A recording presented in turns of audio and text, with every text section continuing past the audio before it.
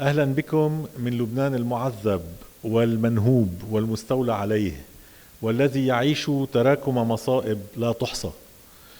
وأهلا بكم أيضا من لبنان المؤمن رغم الصعاب الكبيرة بقدرته على مواجهة التحدي، لبنان الذي يدرك إمكانيات شعبه إن وجهت في الاتجاه الصائب، وإن خرج أبناؤه من الأحقاد والأوهام والعصبيات، وإن قالوا كلمة الحق، وإن تجرؤوا على التوصيف العلمي الصحيح لأوجاعهم، وإن حاسبوا من يجب محاسبته قانونا، وإن وضعوا العدالة فوق العصبية، وإن اعتمدوا المساءلة وبناء مؤسسات قادرة وعادلة توقف المرتكبين عند حدهم، وإن حددوا السياسات العامة الوافية ونفذوها بأعلى مستويات المهنية والحوكمة الجيدة، وإن مارس الشعب رقابته على القريب قبل البعيد، وإن وضع القانون والأخلاق والتضامن والإنتاج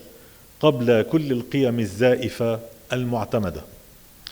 اليوم النظام السياسي مات وهو بانتظار إعلان مراسم التشييع، والنظام الاقتصادي المالي انهار ويجب طي صفحته بأسرع وقت، ويوجد شرخ بين جيلين يفترض معالجته، وإن كان في نفس الوقت يحمل فسحة أمل كبيرة.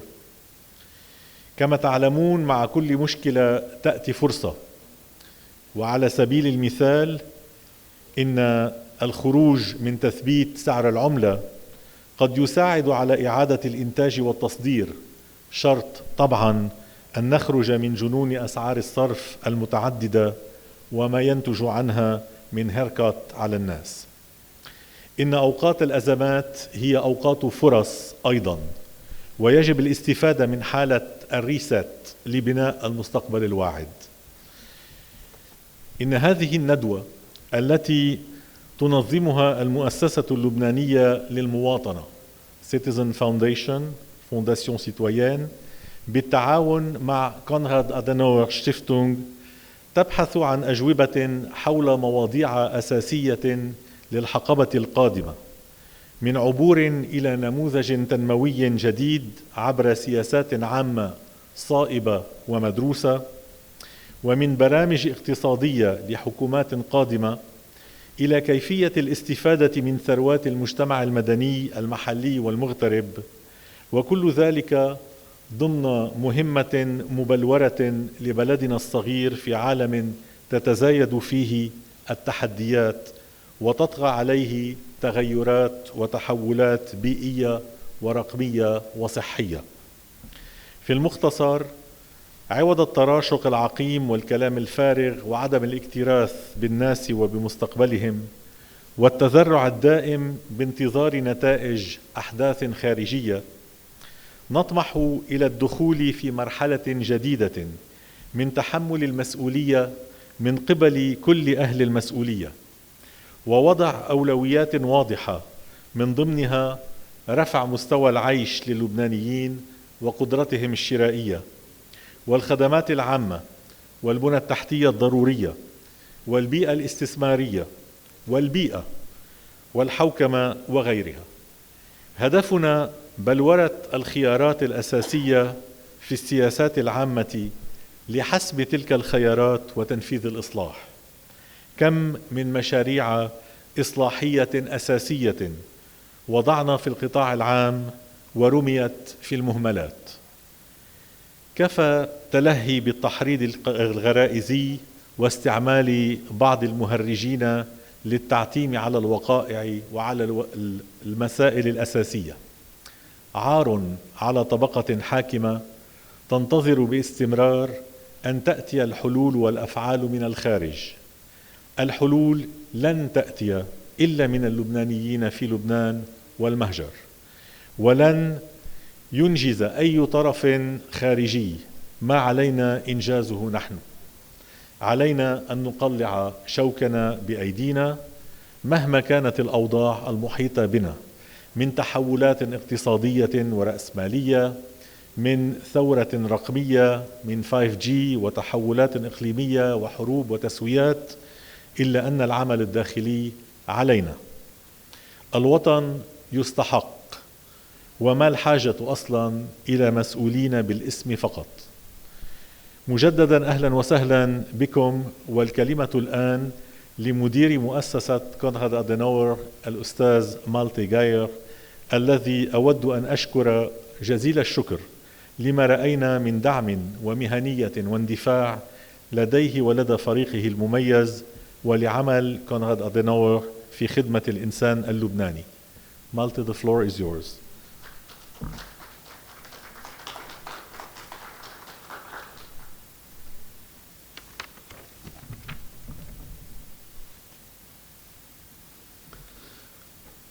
Thank you very much, Alain. Thank you for your words, for the introduction, and I think you gave us a very good overview, a roundabout overview of the current situation and what's ahead of us. Thank you, dear ladies and gentlemen, being here as our guests at Le Royal, despite all the challenges today imposed by the traffic situation in the Beirut region. Your Excellencies, Ambassador Pierre Duquesne and Rassan Salami, dear Sibylle Riesek and Diana Abbas, joining us from London. It's a great pleasure to have you with us today in our event titled Lebanon, a New Mission, a New Development Model.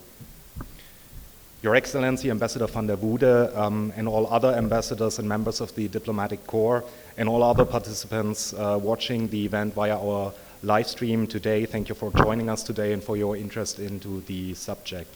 The Konrad Adenauer Stiftung is a German political foundation which aims to promote freedom, justice, and solidarity through good governance, political participation, innovation, security, and more. Apart from other world regions in which we are active in more than 120 countries, since our inception in 1955, the MENA region has attracted particular interest and commitment as a close neighbor to Europe and Germany. Against the backdrop of the general regional developments before and during the COVID pandemic, events in Lebanon have been alarming successively from early summer 2019, and the existing worst-case scenarios drawn by analysts have turned into reality. Lebanon's existential crisis and its gradual disintegration is reflected in the collapse of its economy and currency, major social upheavals, mass poverty, and the doubt, judgment, and backlash the power system in place has received. Today's reality, which we witness every day with a mix of disbelief and deep concern, a very disturbing, dystopian scenario in which Lebanon is trapped between political paralysis, systemic corruption, unsustainable governance, and instability, has led to a need for an alternative in policy making, as the old model and system has failed and is not able, capable, or willing to respond to the magnitude of challenges of today. Together with our network of local partners, we have begun the process of looking at alternative plans, alternative economic systems and financial models, alternative opinions and alternative ideas. This is why it is a pleasure to be holding such an event here today, virtually as well, to discuss a possible new mission in Lebanon to rebuild the country, a potential new development model that the experts will be introducing and explaining to us and discussing with you. We are glad to witness today the launching of the Lebanese Citizen Foundation, a new initiative under the mission and task of promoting efficient and relevant public policy options for Lebanon, embodied through a new think tank. This think tank and foundation shall be an instrument and source of critical and strategic thinking, an influence on the Lebanese scene, be it on a national, regional, or international expertise level. As Konrad Adenauer Foundation, we congratulate its founders and board members and wish you much success in your mission.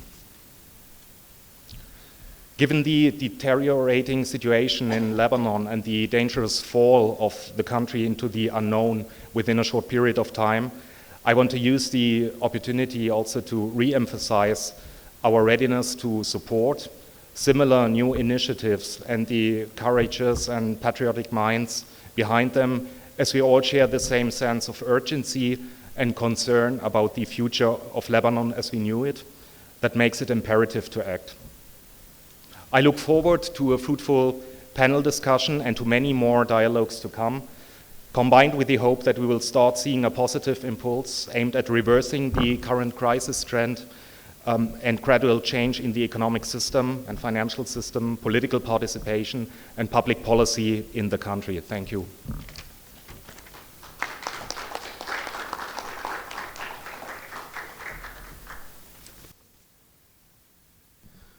Thank you very, very much, Malte, and great to have partners like you. I would like to acknowledge the presence of Ambassador van der Voorde. Thank you very much for your presence. Now over to our distinguished speakers. And if you don't mind, I'm going to switch to French. Je vais maintenant introduire quelqu'un qu'on n'introduit plus, justement, un monument libanais en France et dans le monde. Le premier intervenant, Rassan Salamé, est professeur émérite de relations internationales à Sciences Po, doyen fondateur de son école des affaires internationales. Il a été ministre de la Culture au Liban, puis conseiller spécial de Kofi Annan et également membre de la commission Annan-Rakhine.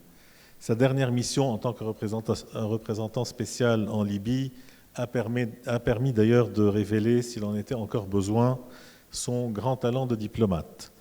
Il siège au conseil d'administration de plusieurs ONG et est l'auteur d'une douzaine de livres. Son intervention définira un projet de mission pour un petit pays, le Liban, et par conséquent le périmètre dans lequel s'inscrira l'action politique interne qui sera forcément contrainte par ce contexte. Rassan, à vous la parole, et merci d'être avec nous. مساء الخير جميعا، أحييكم وأود أولا أن أهنئ الذين قاموا بإنشاء المؤسسة اللبنانية للمواطن على هذه المبادرة. إني أسمع بمبادرات كثيرة بهذا الاتجاه، وهذا أمر طيب للغاية، لأن بلادنا غالية على قلوبنا، وعلينا كمجتمع أهلي أن نقوم بأنفسنا بمحاولة الدفاع عن مصالحها وعن مصالح شعبها. هذه المبادرة تركز على موضوع المواطنة، وبالتالي فهي تختار طوعا أو بصورة غير مباشرة تغليب مبدأ الحداثة السياسية والاجتماعية والاقتصادية التي بدونها من الصعب أن نتحدث عن مواطنة. المواطنة تقتضي انعتاق الفرد من الجماعة الأصلية التي ينتمي إليها، وهذا ما تجنبنا القيام به في لبنان لفترة طويلة من الزمن، بمعنى أننا أمعنا بالانتماء إلى العصبيات الصغيرة التي نحن منها، بينما المواطنة تقتضي قدرا من التحرر والانعتاق من هذه العصبيات القديمة لكي نبحث عن دور لكل فرد منا على أساس انتمائه لوطن. وأعتقد أن إحدى مشكلات لبنان الأساسية في مجال التنمية، وهو موضوع هذا اللقاء، هو بالذات في هذا الموضوع، وسأدخل إليه بالذات مما درسته لعقود طويلة في مجال العلاقة بين التنمية والسياسة. لو شئنا تلخيص النظريات المتداولة حول أسباب البحبوحة مقارنة بأسباب الفقر، وأسباب التقدم مقارنة بأسباب الركود أو التراجع في المجال الاقتصادي والمالي، لوجدنا أنها يمكن اختزالها، ولو أن هناك قدرا من التبسيط في هذا الاختزال، ب3 مدارس. المدرسة الأولى تركز على أهمية الجغرافيا، والمدرسة الثانية تركز على أهمية الثقافة، والمدرسة الثالثة تركز على أهمية المؤسسات. سأتناول كل من هذه المدارس بسرعة لكي أصل إلى نتيجة، وهي نتيجة البحث عن علة المشكلة أو الأزمة التي نحن انزلقنا إليها كلبنانيين وما زلنا فيها، وربما أن أوضاعنا تسوء بدل أن تتحسن بسبب ذلك. أولا الجغرافيا. هناك عدد كبير من الاقتصاديين ومن علماء البيئة. أذكر مثلا لاندس الذي من هارفارد الذي تميز بهذه المدرسة. ماذا يقول هؤلاء؟ يقول هؤلاء أن الفارق بين الدول الناجحة والدول الفقيرة أو المتخلفة له علاقة أساسا بالبيئة الطبيعية وبالجغرافيا. هل هذا حال لبنان؟ أين يجب أن يكون لبنان إذا أخذنا هذا المعيار للتقدم والتنمية؟ أنا أعتقد أن علامة لبنان عالية في هذا المجال. صحيح أننا جزء من منطقة تشهد العديد من النزاعات ومن النزاعات الدموية، وهذه النزاعات تؤثر ولا شك على إمكانية التنمية. لكن إن نظرنا إلى كل العناصر المكونة للجغرافيا في لبنان لوجدناها بالإجمال مؤاتية. نحن في موقع جغرافي ممتاز على التقاء 3 قارات. نحن في موقع جغرافي ممتاز لأننا على أبواب الصحراء، ولكننا أيضا على أبواب البحر، وهذا ما أشار إليه بوضوح أرنولد توينبي عندما جاء إلى لبنان في الخمسينات من القرن الماضي. وجغرافيا لدينا عدد من الموارد الأولية الأساسية، منها خصوصا الماء. لقد ولدت في قرية فيها المئات من ينابيع المياه،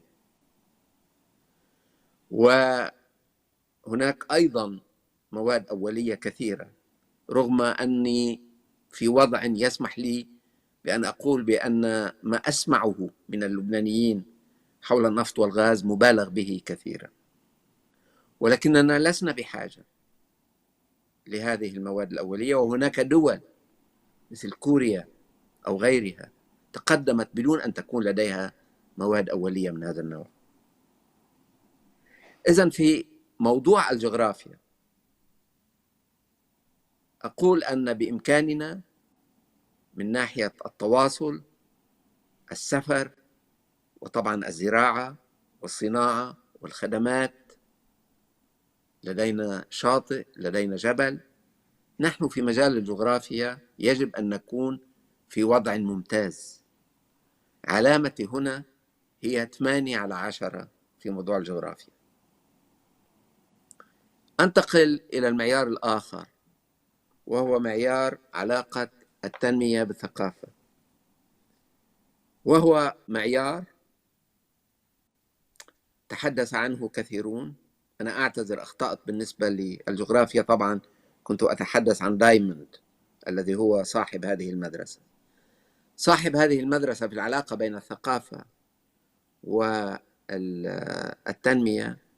هو لاندس، وهناك كثيرون أيضا تحدثوا. هانتينغتون بينهم تحدث عن هذا الأمر، وكثيرون آخرون.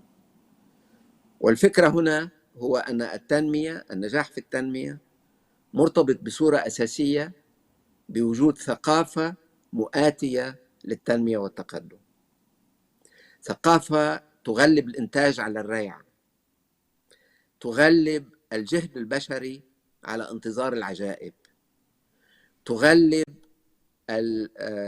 الرصانة في العمل على يعني الخفة في ممارسة العمل. وتغلب أيضا فكرة المساواة، أو على الأقل المساواة في الفرص إن لم يكن في الثروة، على القبول بالرأسمالية المتوحشة. في هذا المجال أقول أن العلامة هي 5/10. لماذا؟ لأنه من جانب لدينا عناصر ثقافية مؤاتية جدا. اللبناني معروف بروح المغامرة، وهو نجح في عدد كبير من مناطق العالم، في أفريقيا الغربية، في أمريكا الشمالية، مؤخرا في أستراليا ونيوزيلندا وغيرها من الأماكن. لديه روح المغامرة، لديه روح المثابرة، لديه الرغبة بالنجاح، وهي عناصر ثقافية أساسية للتنمية.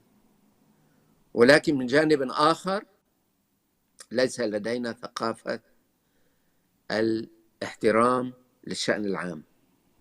لدينا احترام للمبادرة الفردية، تغليب المبادرة الفردية على شأن العام. أذكر عندما عدت إلى لبنان للتدريس من زمن طويل بعد فوزي بالدكتوراه، فوجئت بأن عدد الطلاب في كلية الحقوق التي كنت أدرس فيها الذين يتابعون القانون الدستوري والإداري والقانون الدولي العام كان قليلا للغاية. وكان الطلاب يقولون لي إن هذه المواد هي للتسلية.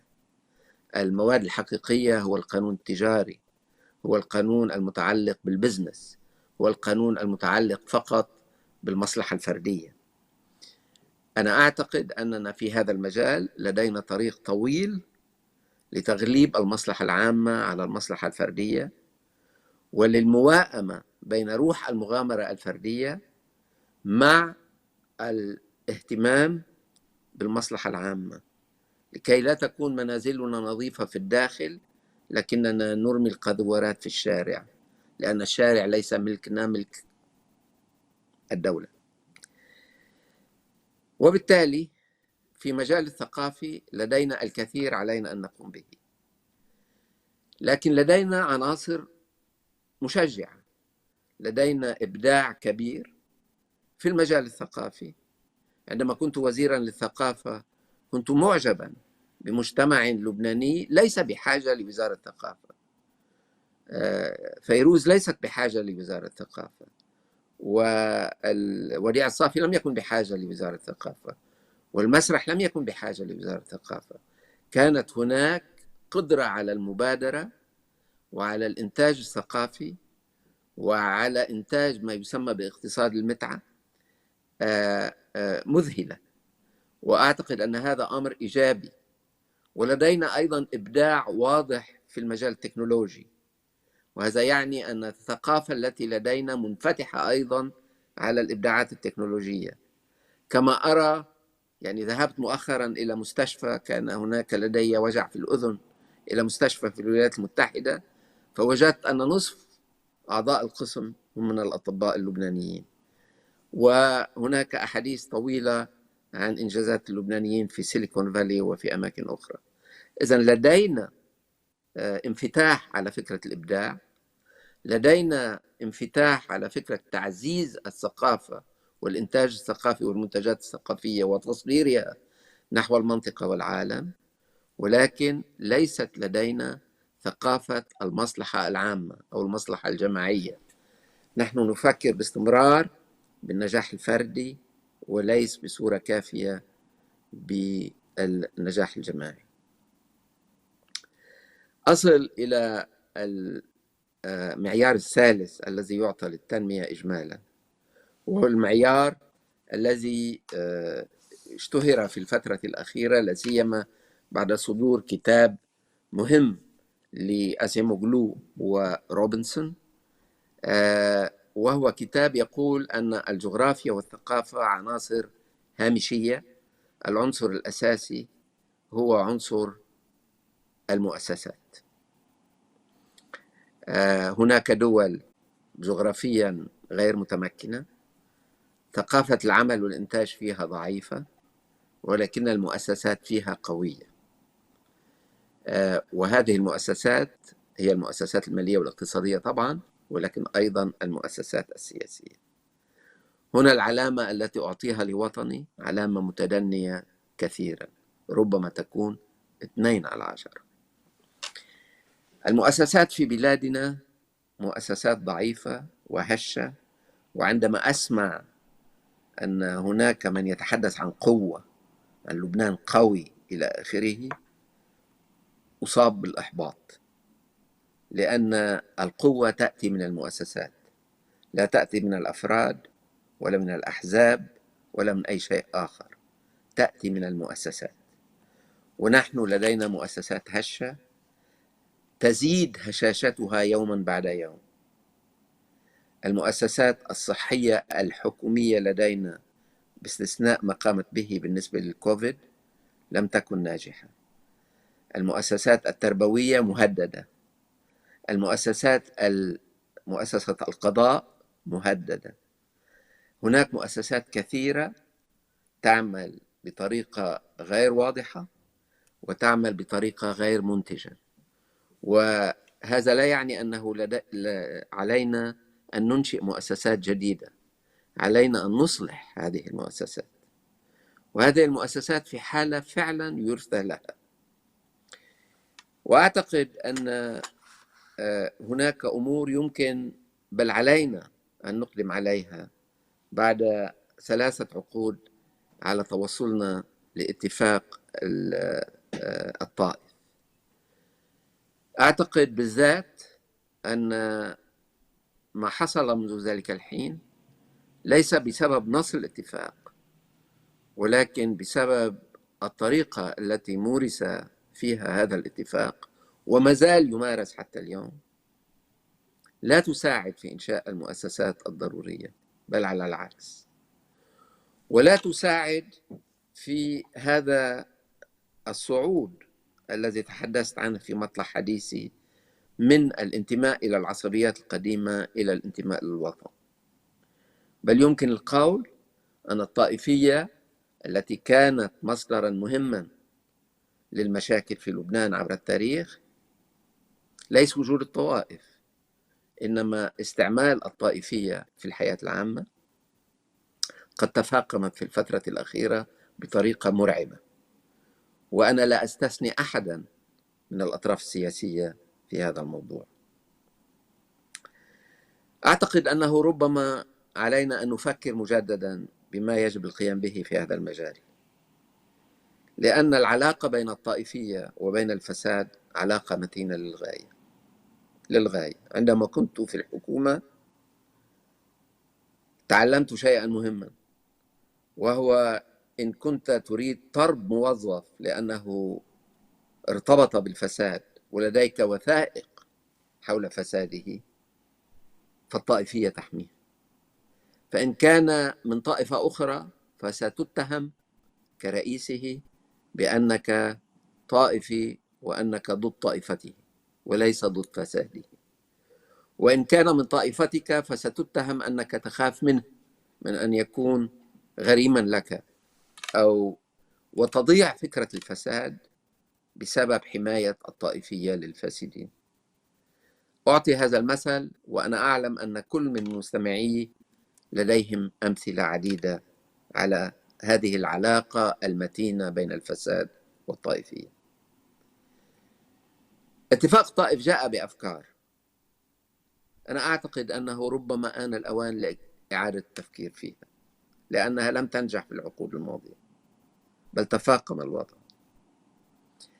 أنا أعتقد أنه لا يجب البدء بمحو الطائفية من المجلس التشريعي، بل على العكس ربما إبقاء البرلمان كما هو طائفيا لفترة من الزمن، لكي لا تشعر طائفة معينة بأن هناك أمرا أو تجديدا سيحصل وسيعيد النظر في موضعها من الكيان ككل.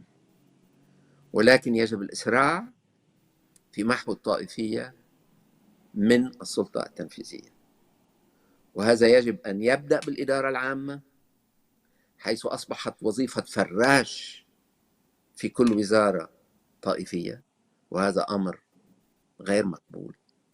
يجب إلغاء الطائفية تماما من الإدارة العامة، بما فيه الفئة الأولى، بما فيه رئاسة الجامعة اللبنانية ومصرف لبنان وقيادة الجيش وقيادة قوى الأمن الداخلي، كل شيء يجب البدء بذلك، ثم يجب الانتقال إلى الحكومة،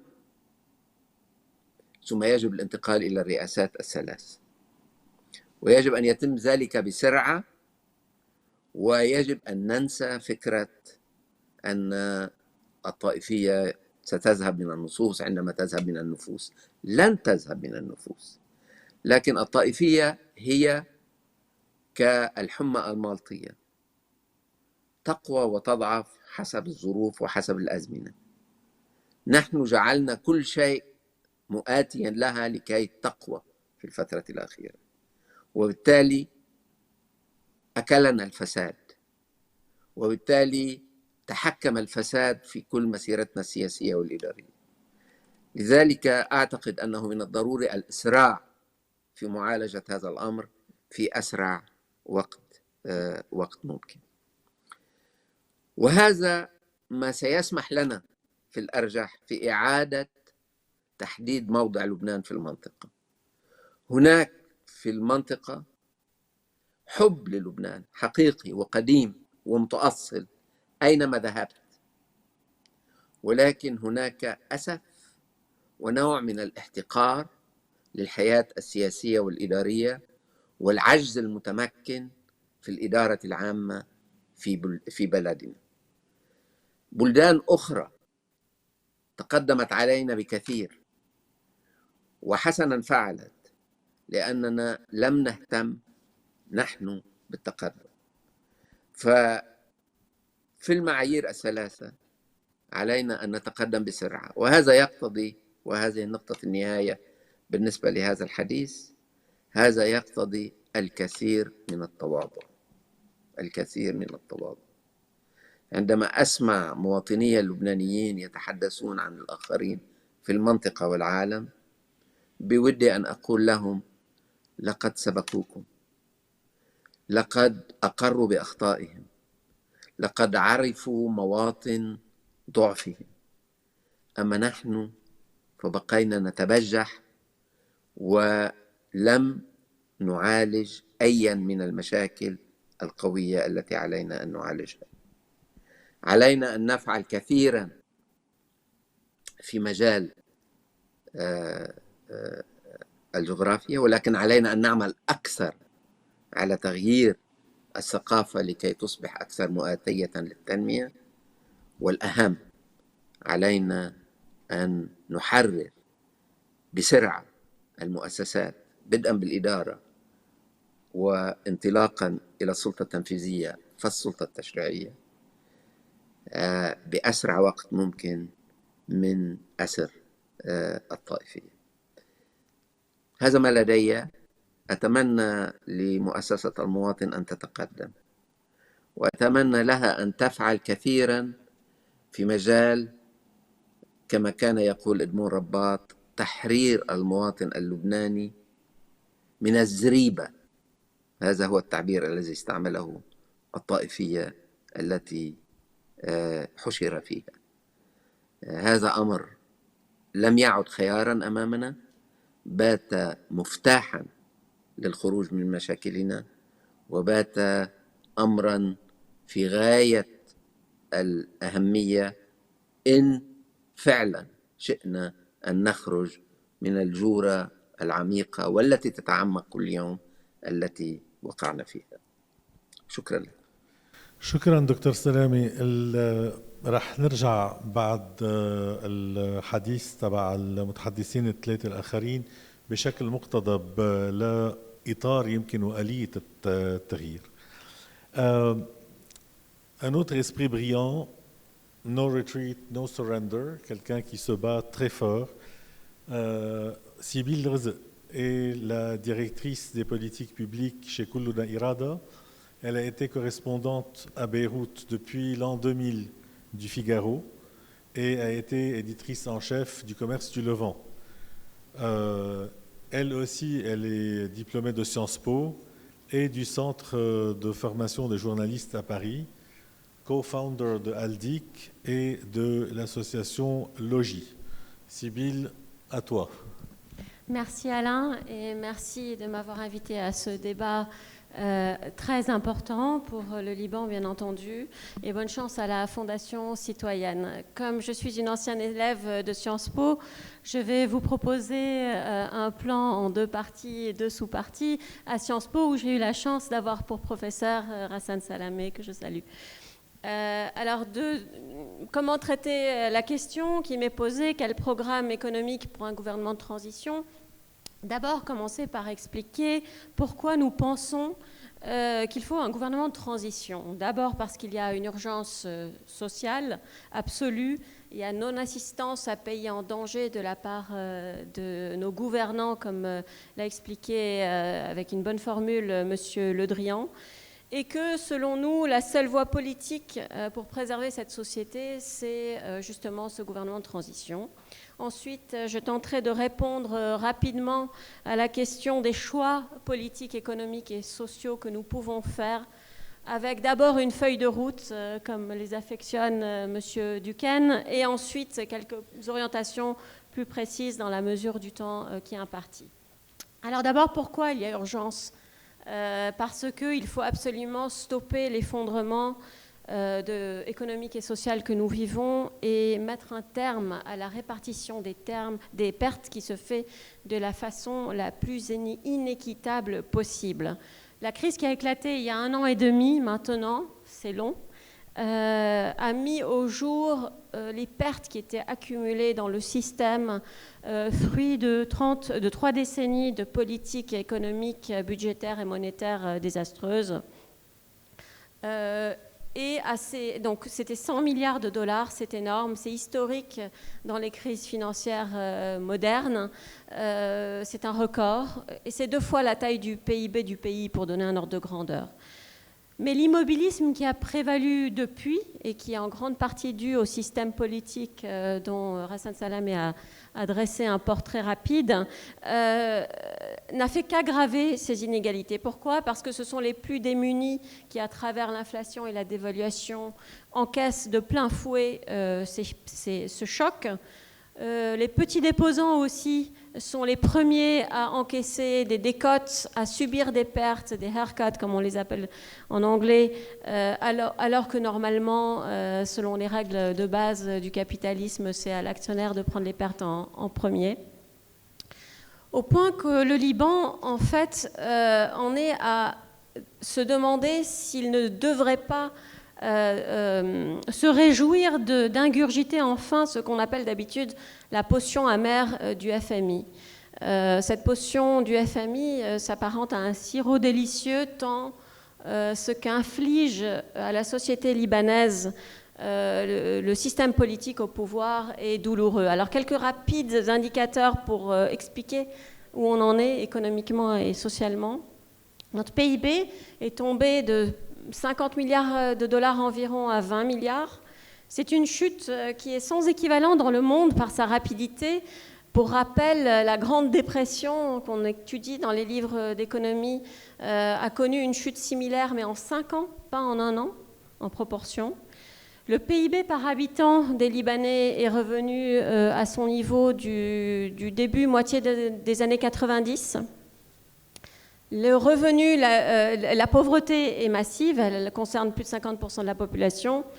Un calcul qui a été fait récemment par un économiste sur la base des statistiques de budget des ménages dont on dispose montre que les 3/4 des familles libanaises vivent aujourd'hui avec l'équivalent de 200 $ par mois, c'est moins de 7 $ par jour. Les 2/3 des Libanais sont, pour leurs revenus, entièrement tributaires de revenus en livres libanaises, sachant que cette monnaie a été dévaluée de 90% et que les Libanais ont besoin d'importer 80% de leurs besoins de consommation. Donc cet impact de la dévaluation est très grand.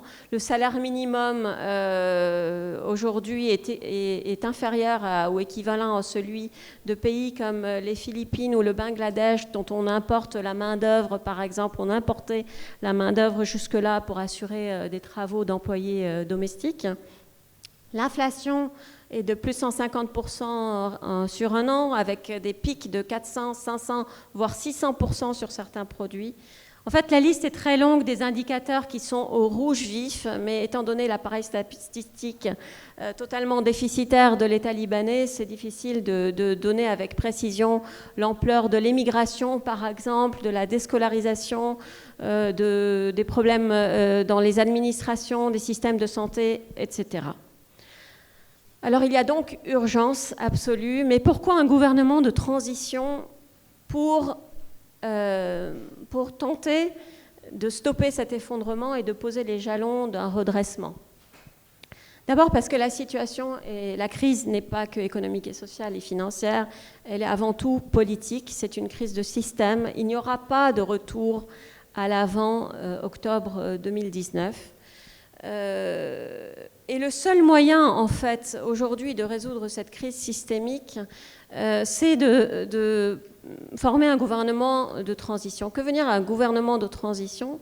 C'est un gouvernement qui se donnera pour mission, de redresser autant que possible rapidement la situation, d'empêcher, de stopper l'effondrement en tout cas, mais pas que. Il devra aussi organiser des élections législatives pour rétablir une légitimité démocratique, mais aussi, et c'est là tout le projet que nous portons, ce n'est pas une proposition purement technique, parce que la problématique n'est pas une problématique technique, il faut un projet politique.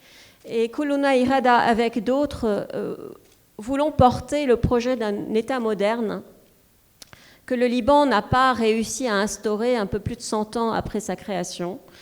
Un État moderne qui a donc 3 piliers. Le premier, c'est l'équité sociale et de l'efficacité économique, mais aussi une citoyenneté véritable dans le statut personnel et aussi l'organisation politique pour que s'accomplisse ce qui est inscrit dans la Constitution et qui est assez unique dans la région, c'est-à-dire la liberté de conscience qui est absolue. Et enfin, une souveraineté pleinement retrouvée. Alors ce sont les 3 piliers, selon nous, d'un État moderne, mais pour y arriver, alors ce gouvernement de transition, pourquoi lui plutôt que le système actuel? Parce qu'il y a une préférence globale collective du système actuel à ce que la société continue de s'effondrer, plutôt que les acteurs de ce système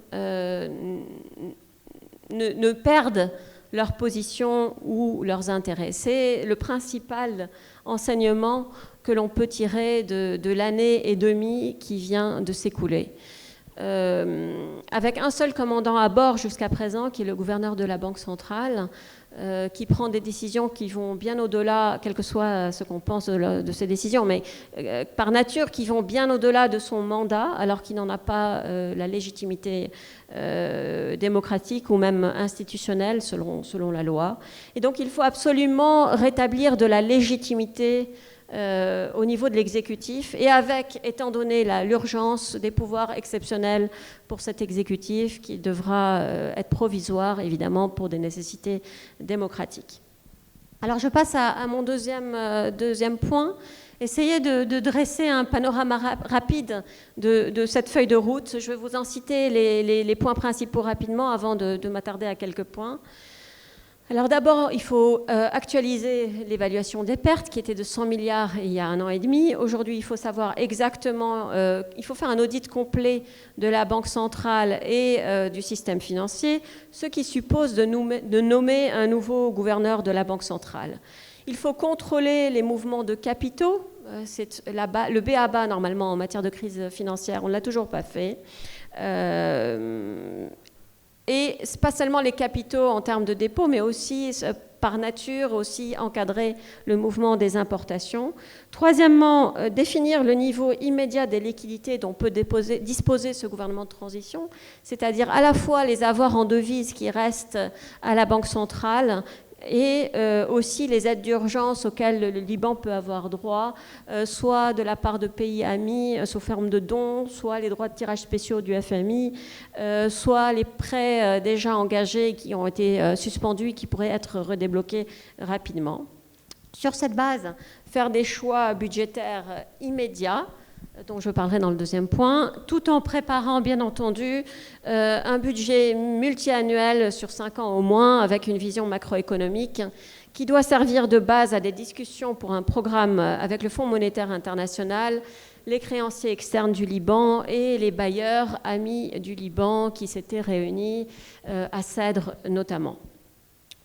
Bien entendu, il faut une loi de résolution bancaire et unifier les taux de change pour une nouvelle politique monétaire, libérer le taux de change avec de la flexibilité pour commencer. La loi de résolution bancaire, je passe rapidement dessus. L'objectif principal est de sortir les banques de la situation de zombie dans laquelle l'immobilisme politique les a plongées sous prétexte de préserver des intérêts, parce qu'il y a un besoin fonctionnel pour une intermédiation bancaire dans l'économie, c'est du b.a.-ba. Cela passe par une répartition des pertes en cascade, en partant des actionnaires pour arriver aux déposants, et il faut sortir aussi du déni dans lequel un certain discours dominant qui continue de prévaloir au niveau des autorités financières et qui consiste à dire que les dépôts demeurent. Non, les dépôts ne sont pas là et il faut justement s'assurer que les plus petits déposants en récupèrent le maximum le plus tôt possible. Chaque jour qui passe se fait à leur détriment. Alors, je vais revenir, si vous le voulez bien, en dernière partie sur quelques points des politiques que pourrait adopter ce gouvernement de transition de façon prioritaire, en commençant par justement la question qui est dans l'actualité en ce moment, qui est celle des réserves de la Banque centrale et des subventions. Comme je le disais tout à l'heure, chaque jour qui passe épuise davantage encore les rares liquidités qui demeurent dans le pays et qui sont toutes logées à la Banque centrale. En principe, ces avoirs sont censés être des instruments de la politique monétaire pour assurer une couverture des importations, pour réguler le secteur bancaire, pour assurer la stabilité relative du marché des changes. En pratique, aujourd'hui, ces avoirs représentent ce qui reste des 110 milliards de dollars de dépôts qu'il y avait avant la crise dans les registres des banques libanaises. Il n'en reste, de ces 110 milliards, il n'en reste que 16, au grand maximum, on ne sait pas exactement le chiffre. Et alors que, pour rappel, en 2018, il y en avait 35. Donc, l'épuisement est à un rythme accéléré. Donc, à la fois, ces avoirs représentent l'argent qui reste des déposants et à la fois, c'est le dernier filet de sécurité sociale qui est utilisé comme tel pour assurer un certain niveau de besoin de consommation et ce qu'on a appelé de façon un peu impropre des subventions, parce que normalement, des subventions ne sont pas assurées de cette sorte, mais ce sont des subventions de facto qui sont totalement inéquitables, parce que en fait, elles, par nature, elles sont régressives, donc elles aident davantage ceux qui n'en ont pas besoin que ceux qui en ont besoin, et elles sont globalement très coûteuses. Elles coûtent en ce moment 5 milliards de dollars par an. Quand on sait l'argent dont on dispose, c'est beaucoup.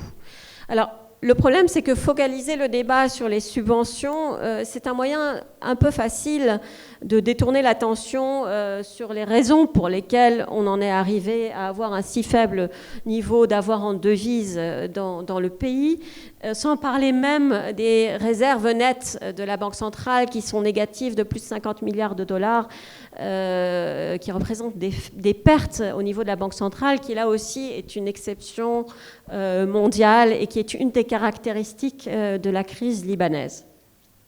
Alors, ce que nous proposons pour aborder cette problématique, c'est de décréter ces avoirs qui restent réserves stratégiques nationales. C'est un bien public commun qu'il va falloir utiliser le plus sagement possible dans l'intérêt national.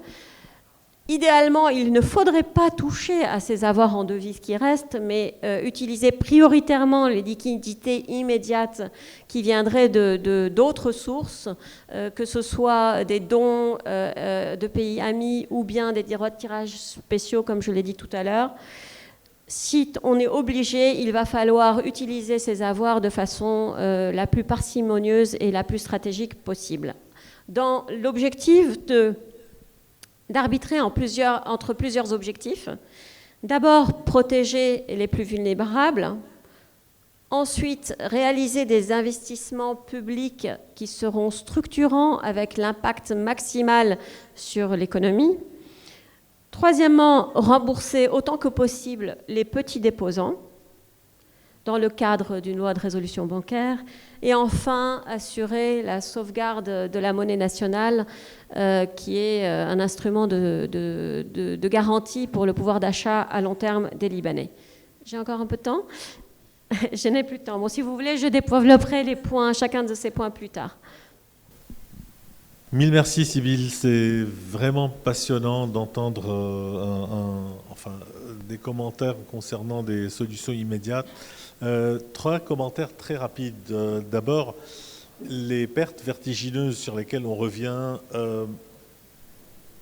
mettent en exergue encore plus le caractère criminel qui a eu à saboter le plan du gouvernement et à saboter le programme avec le Fonds monétaire, alors qu'il n'y avait pas d'alternative proposée. La deuxième chose, je pense, sur laquelle on pourrait peut-être revenir si on a le temps, c'est depuis la visite de Jean-Yves Le Drian, le glissement qu'il y a eu en sémantique d'un gouvernement de mission vers un gouvernement de transition, dont tu as de manière très intéressante brossé ce que pourrait être un programme. Et ensuite, je vais peut-être dire quelque chose que les gens n'aiment pas entendre, mais on se focalise beaucoup sur les élections, et je pense que c'est important de se focaliser sur les élections, mais la petite chose que j'aimerais dire, c'est que lorsque les institutions ne fonctionnent pas, la sanction démocratique, généralement, n'est pas tout à fait équitable. Par exemple, lorsque la justice ne fonctionne pas, on se retrouve généralement avec des malfrats qui ont accumulé des fortunes colossales de manière illégale, qui se font élire simplement parce qu'ils peuvent disposer justement de cette fortune. De toute manière, il est temps de passer à notre troisième intervenante. I'm going to switch to English. It's a pleasure to welcome one of Lebanon's rising stars. Diana Abbas is co-founder of Impact Lebanon and focuses on political awareness initiatives, including Wijhat Nazar and Sauti, as well as on the Mentorship Program initiative. She works in intellectual property law with a focus on trademarks in the Middle East, and she has completed the graduate diploma in law and legal practice course from BPP Law, holds a bachelor degrees from AUB and masters in public policy focused on international development and gender from the Rockefeller College of Public Affairs. Diana, please, the floor is yours. Thank you so much for having me. I am honored to be in the presence of such wisdom and experience. I'm coming here to talk more from a citizen's perspective and how Impact Lebanon has played a role in providing the diaspora especially, but also Lebanese citizens in Lebanon to channel their energy into working on initiatives of change in Lebanon. Impact Lebanon was born after October 2019, as a group of those who got inspired to make a change in Lebanon and to contribute in any way that they can. We cannot, as an organization, claim to have a model for Lebanon's development or even a mission for Lebanon, but really what brings us together is a vision for a prosperous and a just and transparent Lebanon, and perhaps most importantly, a citizen-led Lebanon, as well as a shared set of values that bring us all together, including non-sectarianism, inclusiveness, integrity, justice, transparency, respect for human rights, environment, and the rule of law. In October, when a group of 19 founders from diverse set of backgrounds who didn't know each other before October came together here in London initially, really realized how much of a Lebanese population and Lebanese citizens all over the world have regained hope, in a sense, in Lebanon, but also in their capacity to contribute and make a difference in Lebanon. And in the Lebanon that they envision and the Lebanon that they can contribute to in their professional backgrounds, their talents, their interests, etc. And so we really set up Impact Lebanon as a vehicle and as a community to make it easier and more accessible for Lebanese people, no matter where they live, to regain this agency and channel their energy and their expertise into making a difference in Lebanon. And the way that we do this is by setting up an organization that we believe is a new model for civic engagement. And the way that we do this is provide a platform, a community for Lebanese people, no matter where they live, to connect with each other, to share knowledge and expertise, to come up with ideas together, and to form teams to work on initiatives for Lebanon. And really, the organization facilitates this process for people, as we feel Lebanese people have this drive and we're able to identify where the gaps exist and jump in and provide our time and volunteering in order to make this difference. Another thing that Impact Lebanon does to facilitate this work for the organization that's now grown to at least 100 active members who are all volunteers is to provide them with access to this audience, access to the tools that they need in order to run their initiatives, and perhaps most importantly, and recognizing that the role of the Lebanese diaspora is largely to understand the needs that are going on in Lebanon, to support initiatives of change that are happening inside Lebanon. And so one of the most important tools that we provide for our volunteers is an access to a database of partners, NGOs, organizations that are working in Lebanon. And so because of all of this, a few initiatives have emerged through Impact Lebanon and run relatively independently with the support and facilitation of Impact Lebanon. And I think it's important to highlight that the fact that there are so many different areas and so many different areas of interest that Lebanese people have, so many different talents, interests, professional backgrounds, but also so many needs on the ground in Lebanon. It's really important to provide a space that is otherwise difficult for people to find the area that they're most passionate about and volunteer their time to contribute to Lebanon through. And so I'll talk about some of the initiatives that have emerged since October, and I'll focus on a couple at the end. So one example of an initiative that is partner-led as well, that volunteers at Impact Lebanon support on, is the Environment Academy, which is an initiative launched by the American University of Beirut Nature Conservation Center. And the idea was to empower local communities to identify environmental problems within their town, across Lebanon, and come up with solutions to solve them.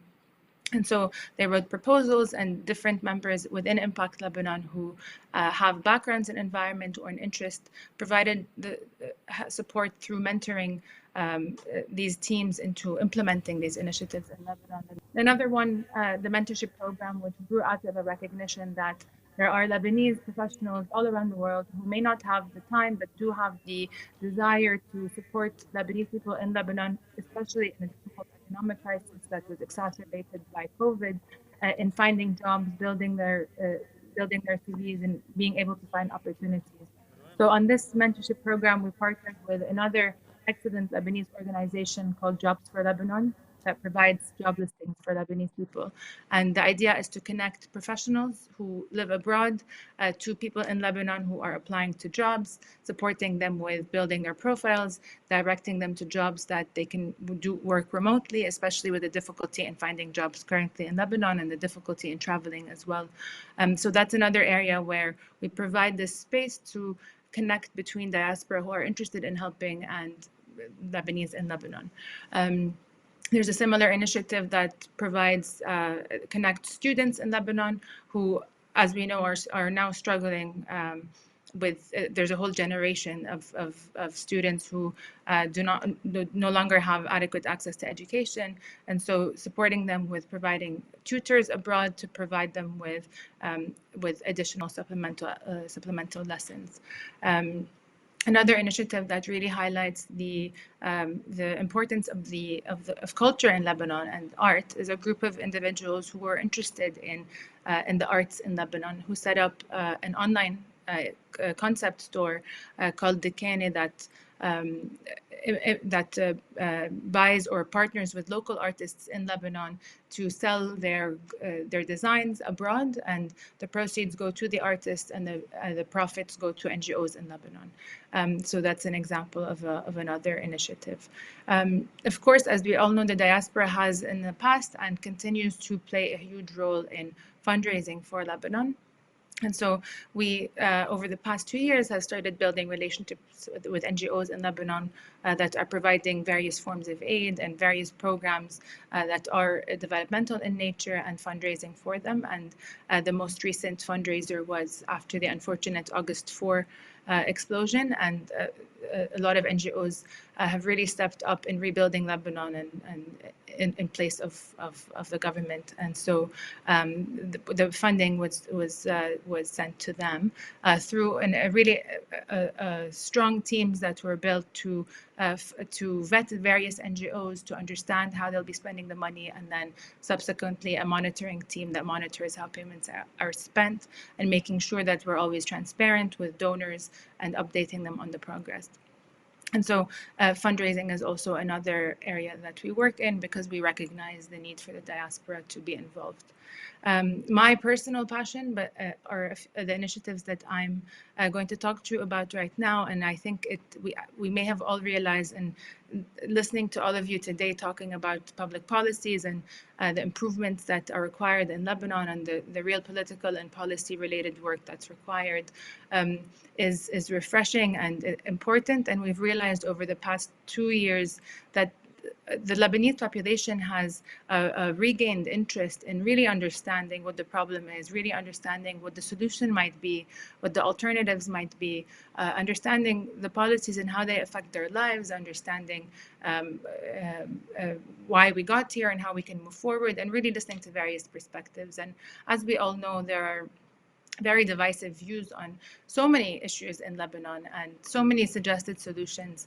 And this thirst for education and for understanding and for learning has really been something quite notable. And so one of the initiatives that we work on is called Wujhat Nazar. And Wujhat Nazar is a platform that organizes a series of debates to bring to light various divisive topics that are perhaps unclear, breaking them down through various materials, and then culminating in a debate that hosts various activists, actors in politics, academics, and experts to debate these issues.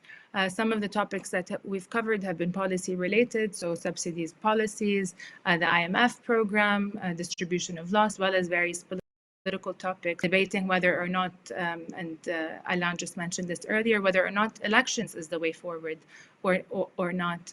And so various topics where we don't take a view or a position, but really leave it and feel it's important to provide this platform for the Lebanese audience worldwide to really listen and understand more some of these issues. And the final initiative, and of course this is not a comprehensive list, but that I wanted to talk about is a new initiative called Sawti. And Sawti really echoes this sentiment of the importance of the individual in contributing to change in Lebanon, and really the importance of active citizenship and civic engagement. And so Sawti is a platform as well as a movement that encourages every Lebanese citizen to become more informed about politics in Lebanon, to commit to being part of the change, no matter how big or no matter how small, and to understanding the value of their contribution. And so there's it primarily is a website, sawtivoice.org, that provides several things. So it provides information about how Parliament works, why is it important, how are bills passed, how do laws affect your daily lives, what are the different aspects that go into how politics works in Lebanon. What does the government do versus the parliament, etc. This access to information is quite limited, and a lot of people who have been disconnected from politics, or politics has become a kind of dirty word or a taboo, can really kind of rejoin politics in this objective environment where they can get the information that they need. That information about past elections and how many people didn't vote, and really explaining to people that one election, your vote does matter, and here's why. As well as providing information about alternative political parties that we've seen emerge over the past, some which had existed before, that are working to provide an alternative to the current system that we have. And this is a question that we've heard over and over again. What is the alternative? We understand the situation we're in, but we don't know what the alternative is. And so this is kind of a platform that allows people to compare the different political parties that fit a set of criteria that we list on our website. And ones are for the transitional period, as Sibir was saying, is important, but also for the future, where they stand on various social, political, and economic issues. And this way people can compare and contrast and find which party they most relate to, what positions that they believe that are reflected in a party. And it's really to encourage this active citizenship, that it's on each of us to voice our concerns, but also to learn about alternatives and find ways to rally behind this alternative, whether it's elections that may or may not happen. But up until then, there's a lot of work to be done in engaging with these alternative actors and asking them the questions, voicing concerns, understanding their programs, rallying behind them, perhaps even joining their efforts. And then come time for elections, Sauti, other than meaning vote, also voice also means vote, and really registering the diaspora to vote, getting everybody engaged. And part of the Sauti movement, all of the channels, including websites, social media, podcasts, newsletters, is ambassador program. And the idea is that it encourages every person to just do the simple task of signing up and deciding what commitment level they want to how they want to contribute. So what they receive when they use another platform to connect, no matter where they are in the world, as well as information and talking points and data that they need to talk to their families or their communities or their organizations, to really have a norm to engage in politics rather than not engage in, and spread this information and ultimately, hopefully, really return agency to the citizens and to Lebanese citizens and have them make informed choices and understand how it's important to shift political conversation away from maybe identity politics and more towards issues and that affect the daily lives. So hopefully through all of these initiatives and perhaps others, and Impact Lebanon is open to anyone who will contribute in how many ever hours they can volunteer or whatever ideas that they can provide into this community that encourages each other, shares knowledge, and really encourages people to play a role in the change in Lebanon, however they envision it, and in the ways that align with these values and with this vision. Thank you so much for listening to me, and I'm really honored to be here with you. Thank you very much, Diana. Thank you for bringing the diaspora close to the population in Lebanon. There's an enormous amount of energy, and there is a lot that is being done. As you know, sometimes we need a translation table between the local population and the rest of the Lebanese in the world, simply because sometimes of a mismatch in time, because here in Lebanon, and probably because of the very risky environment, people tend to act on a very, very short term. In any case, thank you so much. We'll come back to these very interesting initiatives. And let me now move to the last, but certainly not the least, speaker tonight, Monsieur Duquesne, Monsieur Liban depuis à peu près 20 ans, Monsieur Cèdre depuis 3 ans, Monsieur Super International. Pierre est avant tout un ami franc et sincère. J'espère que tu nous entends.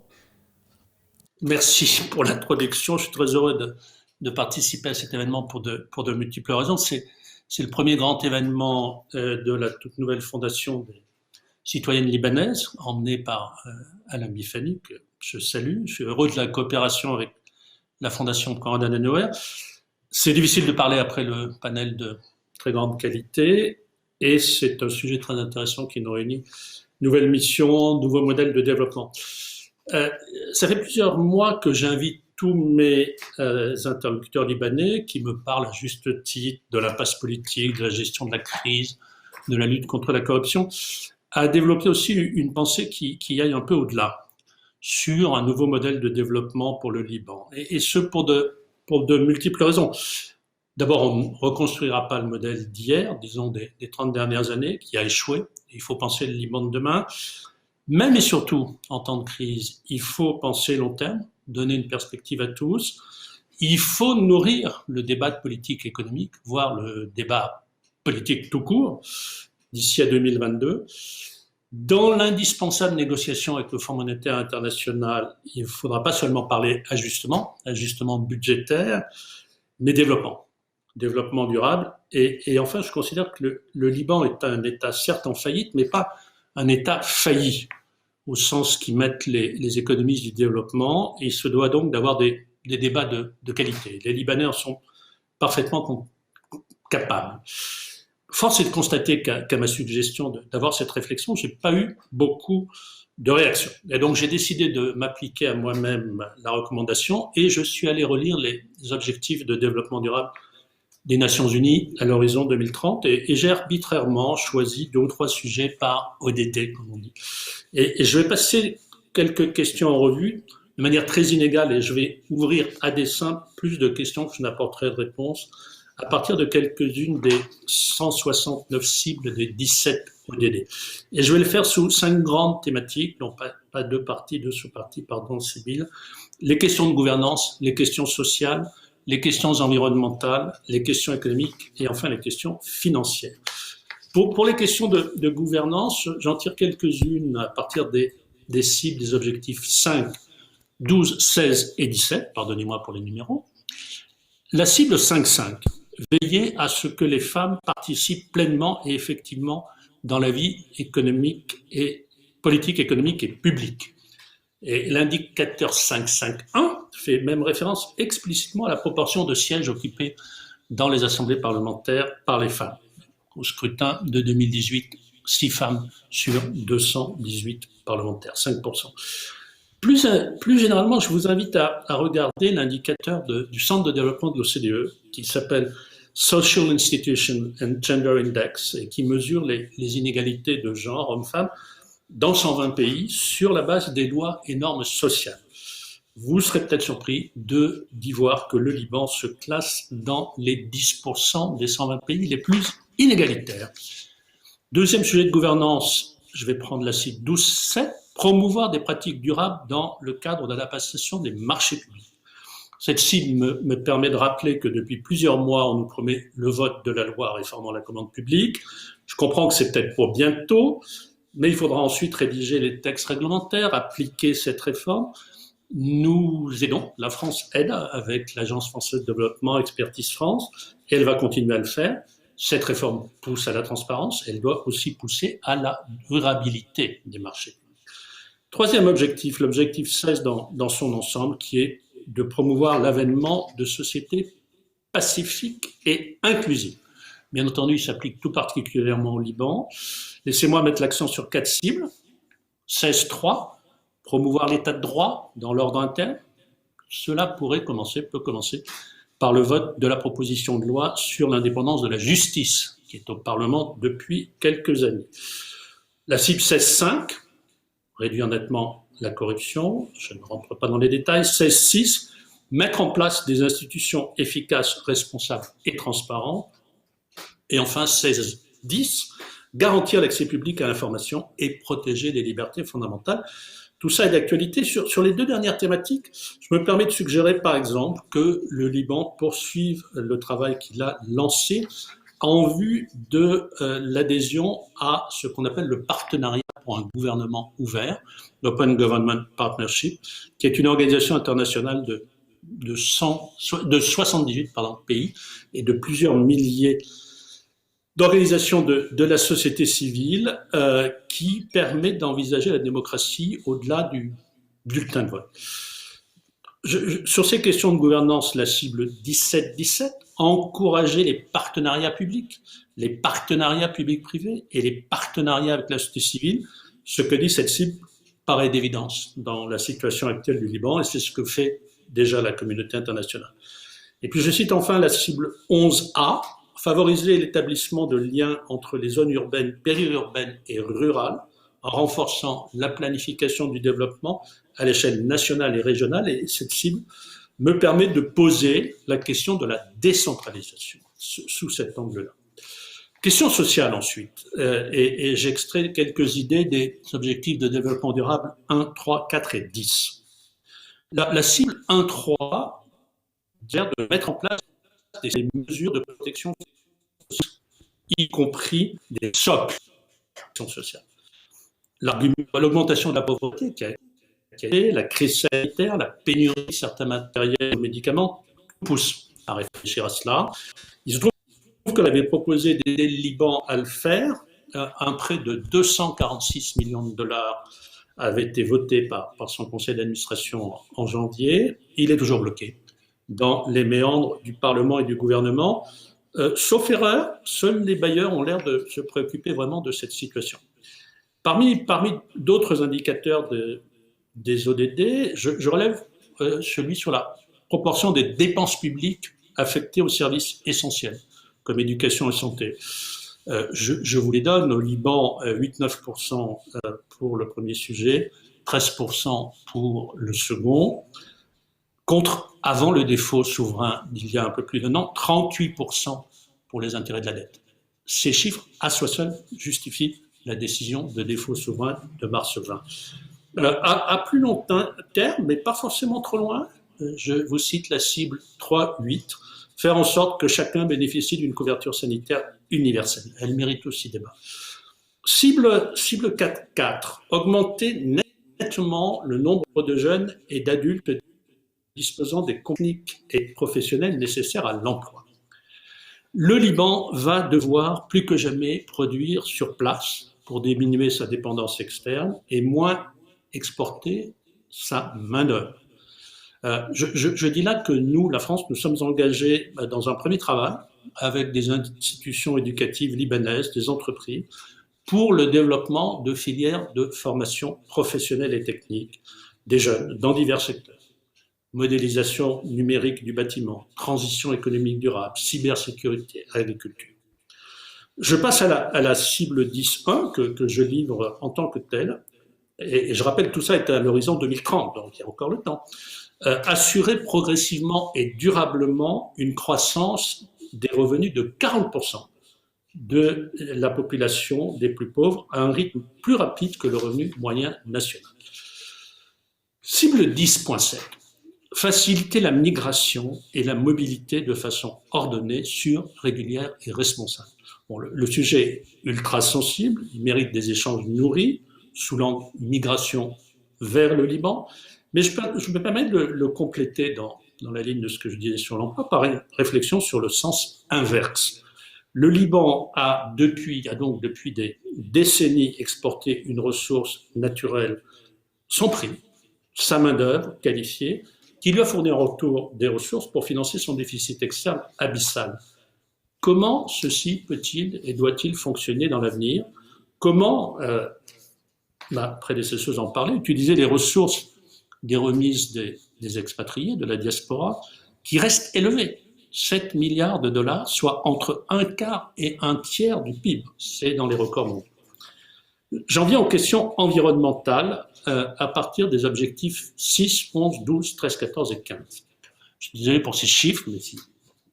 Allez lire les ODD que le Liban a signé, bien entendu. Cible 6.1, assurer l'accès universel et équitable à l'eau potable à un coût abordable. Bon, les débats et propositions ne manquent pas sur la réforme du secteur de l'électricité, mais je n'ai pas ou peu vu de propositions sur l'eau.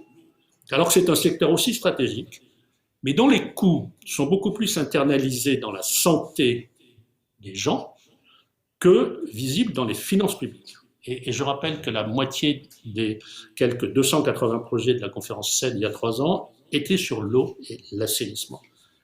Cible 11.6, réduire l'impact environnemental négatif des villes, y compris en accordant une attention particulière à la qualité de l'air et à la gestion des déchets.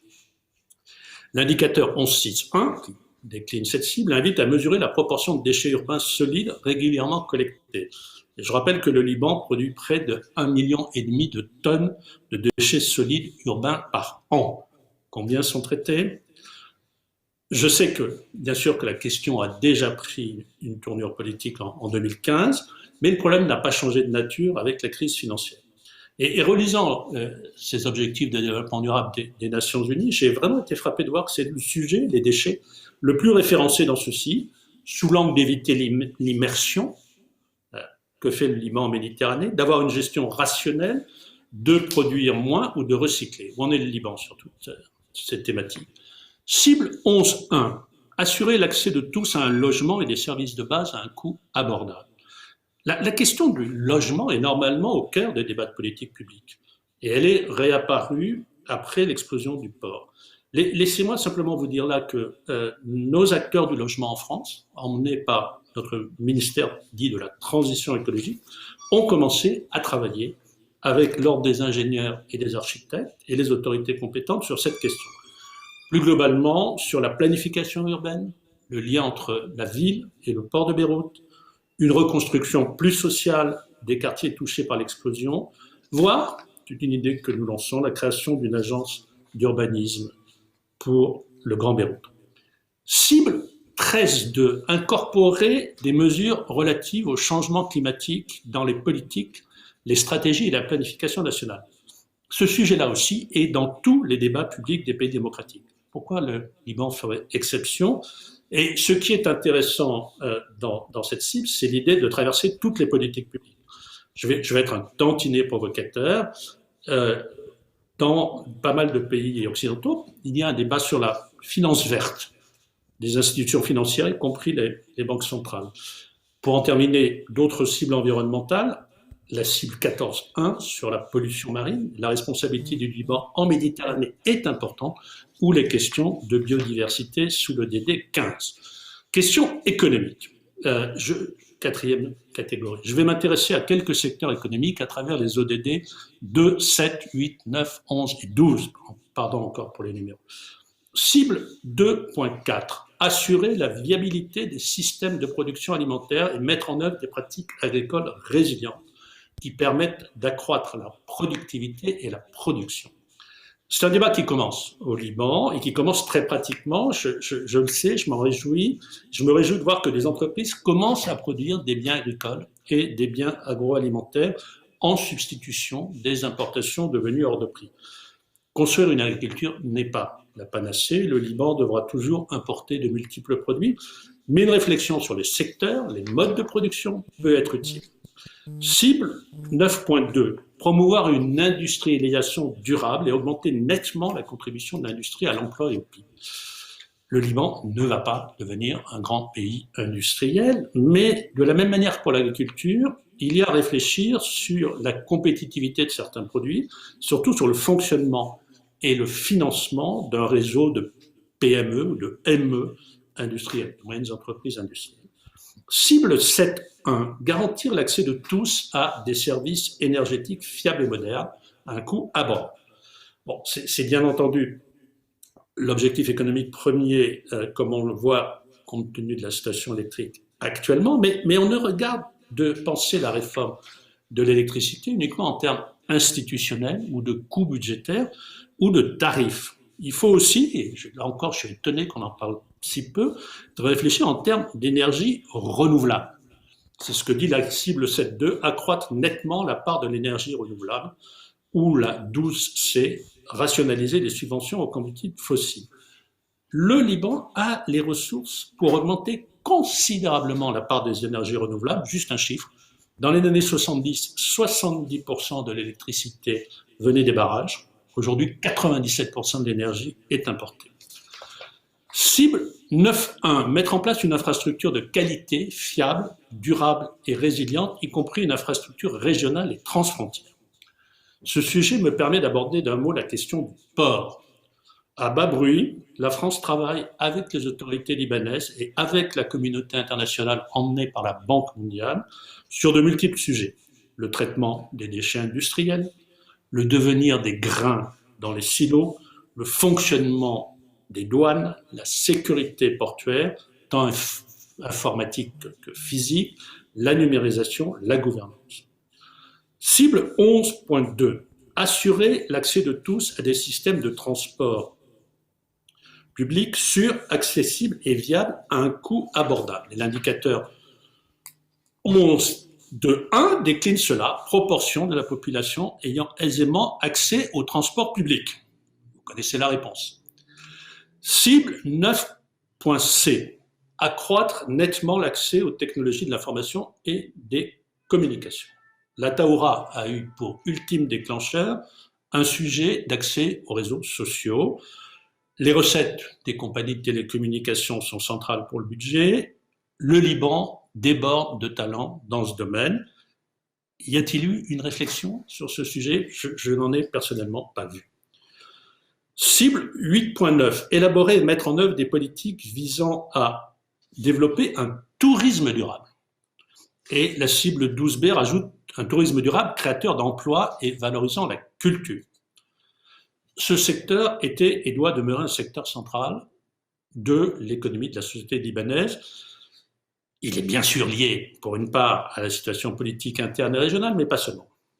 J'en profite pour relever que la France, depuis un an, a renforcé son action pour le relèvement de l'économie créative, et un récent rapport de l'Institut des finances Basile Folléane a estimé que les ICC, comme on dit, les industries culturelles et créatives, représentaient 5 points de PIB. Que faisons-nous dans le désordre? L'accueil d'artistes en résidence en France. Nous avons créé un fonds pour aider les artistes au Liban, un autre pour la diffusion de spectacles libanais sur les scènes françaises, soutien au projet de la cinémathèque Beyrouth, soutien de 7 festivals libanais de musique par le Centre national de la musique, restauration des vitraux au musée sur Socle. Cette liste n'est pas exhaustive. Nous faisons cela sans grand talent en termes de communication, mais avec conviction. Et conviction qu'il y a dans tous ces domaines une grande force pour le Liban. Je citerai, pas pour l'anecdote, le travail de nos ministères de la Culture et de la Transition écologique, qui aide la Beyrouth Heritage Initiative à réhabiliter 2 escaliers publics dans les quartiers de Gemaizeh et Mar Mikhaël. Et j'ai en tête une phrase du révolutionnaire français Sieyès qui disait « Une communauté démocratique a besoin de places publiques et de réverbères ». J'en termine avec les questions financières, et elles sont visées aux ODD 8, 10 et 17. Cible 8, 10. Renforcer la capacité des institutions financières nationales et généraliser l'accès de tous aux services bancaires et financiers. La question qui est posée là est d'abord, ça a été évoqué par Subir Risque, celle de la nécessaire consolidation d'un système bancaire hypertrophié, mais je ne crois pas avoir vu sur cette consolidation, comment elle doit s'organiser, aucune proposition. Ça passe, elle l'a dit, par des règles de traitement de la crise bancaire, une recapitalisation des établissements, des fusions, et ne peut être laissée au seul hasard. Mais je pose aussi 2 autres questions. Comment bancariser la moitié de la population qui n'a pas de compte bancaire? Puis, toute autre question, faut-il créer des institutions financières spécialisées? La première idée qui me viendrait là, dans la ligne de ce que je disais sur votre travail sur le logement, c'est la création, pour financer le logement social, d'une caisse de dépôt et consignation. Cible 10.5, améliorer la réglementation et la surveillance des institutions et marchés financiers et renforcer l'application des règles. Le lien entre crise d'endettement public ou privé et crise bancaire n'est pas réservé au Liban. Nous l'avons connu en Europe et cela nous a conduit à revoir notre architecture de supervision bancaire et à renforcer nos systèmes de garantie de dépôt. Ce travail est à faire au Liban. Un marché nécessite un traitement particulier compte tenu du rôle du taux de change surévalué dans la crise et le développement du modèle précédent, bien entendu, celui des changes. Il faut aller vers l'unification des taux de change, mais aussi se poser quand même une question fondamentale en pesant bien les termes. Le pays a-t-il besoin d'un système de change fixe ou flottant? D'un côté, le change fixe, une discipline monétaire externe qui peut aider quand les hommes politiques ne comprennent pas, c'est arrivé en France. De l'autre, le change flottant, plus de flexibilité. Surtout les marchés de capitaux, en tout cas un principe simple. Il y a un débat entre économistes qui s'appelle discrétion contre règles. Dans le cas du Liban, le moins de discrétion possible et le plus de règles paraît nécessaire pour redonner confiance aux agents et à la communauté internationale. Et il faut également débattre, ce sont des sujets d'économie moderne, monétaire, des effets redistributifs de la politique monétaire, surtout quand elle est, au Liban aussi, non conventionnelle. Cible 17.1, améliorer la mobilisation des ressources nationales en vue de renforcer les capacités nationales de collecte de l'impôt.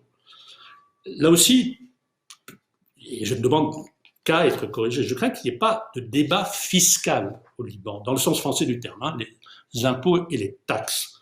Or, ce débat de politique publique est central dans tous les pays. Et il recouvre diverses thématiques, la collecte de l'impôt, la lutte contre la fraude, bon, ça on en parle un peu, mais le niveau des impôts par rapport au PIB.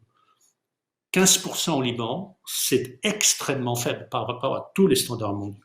Et puis après, la composition des recettes. Fiscalité directe, et si oui, pesant sur les ménages ou sur les entreprises, ou indirecte. Faut-il augmenter la TVA ou d'autres impôts indirects? L'augmentation de la TVA avait été suggérée par le FMI il y a près de 2 ans. Il faut réfléchir à tous ces sujets maintenant, même en crise. Cible 17.4. Aider les pays en développement à assurer la viabilité à long terme de leurs dettes et réduire le surendettement. On l'a dit, je l'ai redit, le Liban est en défaut souverain depuis plus d'1 an. Sa dette doit être restructurée dans le cadre d'un programme FMI. Ce n'est pas en vendant des actifs publics, qui plus est à contretemps, que le problème sera réglé. Une fois cela dit, il faut réfléchir aux négociations avec les créanciers, au type de financement interne et externe souhaité, sachant que cela ne pourra plus être avec une rémunération exorbitante qui a été servie aux multiples financeurs, si je puis dire, dans le passé. Voilà, je m'en voudrais, j'ai été trop long, mais je m'en voudrais d'avoir lassé par de trop nombreux exemples où semblait détourner l'attention des urgences du moment. Ce que je crois vraiment sincèrement et simplement, c'est qu'un pays riche de son capital humain comme le Liban ne peut pas en rester à des solutions simplistes et doit surtout en année électorale débattre des sujets dont débattent tous les pays, tous les électeurs. Le rôle de l'État, la réindustrialisation, l'insertion dans la mondialisation, la politique budgétaire, la politique fiscale, la politique monétaire, celle de change, les énergies renouvelables, la protection sociale, la politique de logement, que c'est. Il n'y a aucune réponse toute faite et j'ai juste posé des questions. Parfois, pardonnez-moi, j'ai ici ou là esquissé une réponse. Pardonnez-moi si j'ai pu aller trop loin. Je ne l'ai fait que par amitié pour les Libanais. Merci beaucoup. Merci à vous, c'est un plaisir. Est-ce que tu nous entends maintenant? Toujours pas. Est-ce que tu nous entends maintenant? Là, j'entends, oui. Ah, très bien. Il nous reste 10 minutes exactement pour quelques questions rapides. Je vous demanderai, s'il vous plaît, d'être très bref dans les réponses. D'abord, à Pierre Duquesne, que pensez-vous du projet allemand ou franco-allemand de reconstruction du port? Et est-ce que nous pouvons avoir la liste de ces cibles? Je dis aussi en passant que ces cibles sont un excellent programme pour la Fondation, on en reparlera. Bon, par définition, on va... Vous m'entendez? Oui, très bien. Par définition, on va vous passer les ODD qui sont sur le site des Nations Unies, bien entendu. J'en ai juste choisi quelques-unes pour illustrer le débat à partir de choses universellement acceptées. Mon raisonnement là est de dire il y a une spécificité libanaise, bien entendu, mais il y a aussi des problèmes qui se posent au Liban, comme dans tous les pays du monde, et des tentatives de solutions, d'éléments objectifs qui ont été fixés par la communauté internationale auxquels le pays peut utilement se référer. Je dis, pour que ça soit clair pour tout le monde, si ça ne l'est pas, que les objectifs de développement durable des Nations Unies de 2015 s'applique également aux pays développés. Ce n'est pas la même chose que les objectifs du développement du millénaire de 15 ans avant. Il n'y a pas de projet franco-allemand et j'ai cru comprendre même qu'il n'y avait pas de projet allemand en tant que projet soutenu par le gouvernement allemand. Il y a eu un projet d'entreprise avec le port de Hambourg, amené par le cabinet de conseil Roland Berger, qui a été présenté effectivement il y a un mois, ou un peu plus maintenant. Ce que fait la France, c'est à ce stade, de manière plus modeste, moins de communication, de tenter de résoudre les problèmes concrets qui se posent au port. Et nous faisons à la fois ça et nous inscrivons ça dans une démarche plus large, mais on en reparlera. Merci beaucoup. Question au professeur Hassan Salamé. D'abord, quelles mesures préconisez-vous pour arrêter la dégringolade? Et ensuite, est-ce que vous pensez que le fait d'éliminer le communautarisme du système, à commencer par donc l'administration, puis par la présidence, avant que tout cela n'aille au Parlement, est la bonne approche? Et voilà, on va s'arrêter là. Il a dit que le pays n'est pas failli, mais le pays est en faillite. Il y a des mesures urgentes à prendre, des mesures qui doivent aboutir à sortir le pays de la situation de défaut dans laquelle il est. C'est la mesure la plus urgente. Et pour cela, il faut un gouvernement avec lequel discuter. Et là, ce gouvernement n'existe pas. Et même s'il existait, j'ai très peur qu'il n'ait pas les moyens de prendre les mesures urgentes que le pays doit prendre. C'est pourquoi, de ce côté-là, je ne suis pas très optimiste. Mais on ne peut pas faire autrement. Il faut un interlocuteur local, gouvernemental. La société civile ne peut pas négocier des accords à long terme avec la Banque mondiale ou le Fonds monétaire ou n'importe quel État. Elle peut aider au salut humanitaire immédiat, elle peut aider à rétablir certains quartiers de la ville explosés le 4 août dernier, mais elle ne peut pas prendre des engagements pour l'ensemble du pays à long terme. Et ce sont ces engagements-là que nous devons prendre, que ce soit en matière de port de Beyrouth que vous venez de citer, ou le problème de l'électricité, le problème des télécommunications, et surtout le problème de la recapitalisation à la fois de la Banque centrale, mais également du système bancaire libanais qui est pratiquement en faillite. Donc, il faut un gouvernement pour cela. Personnellement, je pense qu'on a raté une grande occasion en octobre dernier, lorsqu'on n'a pas allé très vite en besogne pour faire un gouvernement qui aurait duré exactement la période qui se serait terminée maintenant, 6 ou 7 mois, pour prendre les décisions nécessaires avec les décrets-lois. Les décrets-lois sont nécessaires pour aller vite en besogne. On ne l'a pas fait, on a raté l'occasion. Maintenant, nous allons vers une situation extrêmement hybride, à supposer qu'il y ait une élection et un gouvernement. J'imagine que ce sera un gouvernement où des technocrates, ou soi-disant technocrates, des experts, soi-disant experts, seraient nommés par les différents groupes politiques et confessionnels. Donc, on ne sort pas véritablement. À tout prendre, je préférerais des politiques à des technocrates qui sont manipulés comme des marionnettes par les politiques qui les auraient nommés, pour vous dire la vérité. Je préfère des politiques qui viennent venir eux-mêmes tenter de réparer tout le mal qu'ils ont fait à l'appareil d'État et aux intérêts du Liban. Sur la question du confessionnalisme, ça n'est qu'une réponse, mais c'est une réponse immédiate. Il ne faut pas la traîner. Il ne faut plus traîner avec ça. Le pays n'est pas confessionnel comme il l'a toujours été. Il est aujourd'hui excessivement confessionnel et le confessionnalisme ne sert plus qu'une seule et unique chose, à savoir la protection de la corruption généralisée. C'est pourquoi il faut aller très vite en besogne, il faut laisser de côté le Parlement, contrairement à ce que dit l'accord de Taïf.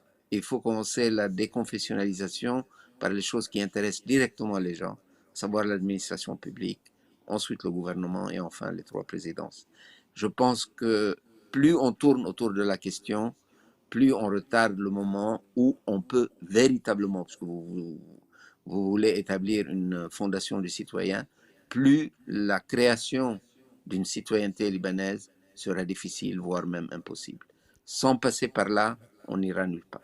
Merci beaucoup. Madame Reza, 2 questions. D'abord, comment se fera un gouvernement de transition?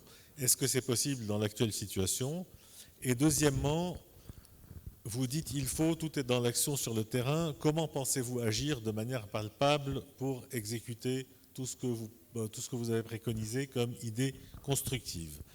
J'ai fait le tour des questions reçues et nous avons 2 minutes. Merci Sybille. Alors un gouvernement de transition a besoin d'un soutien populaire, bien entendu, et par miroir, pour un effet de légitimité, une reconnaissance de la communauté internationale. Mais comme il s'agit d'une démarche pacifique, bien entendu, il faut quelque part que le pouvoir actuel cède, et il ne cédera que face à la volonté populaire. Donc c'est une équation très compliquée, mais c'est aussi la seule voie possible parce que, contrairement à ce que pensent M. Salamé et M. Duquesne, je pense que nous sommes dans une situation d'État failli. Il n'y a pas d'État de droit au Liban, il y a de la représentativité, mais ça ne suffit pas pour établir une démocratie représentative. Juste tous les problèmes, le réquisitoire qu'a dressé M. Duquesne est absolument probant. Il n'y a eu aucun débat de politique publique au Liban depuis des années. Il n'y a pas eu de budget depuis 2005 qui a été voté, à part un épisode rapide lié à la conférence CEDRE. Il n'y a pas de débat public au Liban, tout simplement parce que le système politique ne le permet pas. Et donc c'est ce système qu'il faut changer. Et c'est une entreprise qui concerne tous les Libanais. Donc évidemment, je n'ai pas de solution miracle. Nous, au sein de Koulouna Irada, nous travaillons justement à étayer le débat public sur des propositions concrètes, notamment sur le système financier, la recapitalisation bancaire, mais aussi sur des questions politiques fondamentales comme quelles sont les réformes constitutionnelles que nous voulons pour changer le système confessionnel actuel, par exemple. Diana, are you still with us? I wanted to ask you one last question. Do you feel any fatigue from the diaspora while dealing with Lebanon? And if yes, what do you think we should do to reconnect strongly? I think it's natural that there's fatigue, whether it's in terms of donations or fatigue in spending time volunteering or efforts in any initiatives that you work on. And I think it's an up and down cycle. Sometimes there's an event that re-energizes everyone because it re-angers them, or there's an event that provides them with more hope, and then they have more energy, and the fatigue kind of goes away. And at the same time, there are some events that happen that may make people feel hopeless again. And I think this is really what we're trying to do at Impact Lebanon, is to provide this community that also provides support to each other and makes sure that we're always getting in touch with people on the ground in Lebanon, because I think, especially if you're in the diaspora, you think, I have the luxury of distance, I have the luxury of a relatively normal life, more security, I have access to my money, I have access to services that people in Lebanon don't have. So I think by maintaining this conversation and always working with groups on the ground in Lebanon and always making sure to touch base and learn from them what's needed, that's, I think, the best way to keep the diaspora going.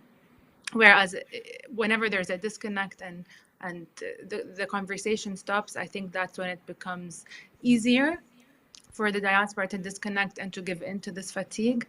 As long as these conversations keep happening, and as long as these efforts keep generating even a small impact, I think that will keep us going. Thank you so much. I would like, on behalf of the Citizen Foundation, to thank all of you for the contribution that sets perfectly well the stage for our upcoming work. Thank you also to our audience that has been patient and very nice to us. And thank you for everybody who worked on the technical side, because I mean, you probably know how difficult it is to work technically speaking in Lebanon nowadays. Thank you, Monsieur Duquesne, Monsieur Salameh, Mrs. Abbas, and Mrs. Razak, and hope that we will be able to continue working together for a better situation in Lebanon. Have a great evening.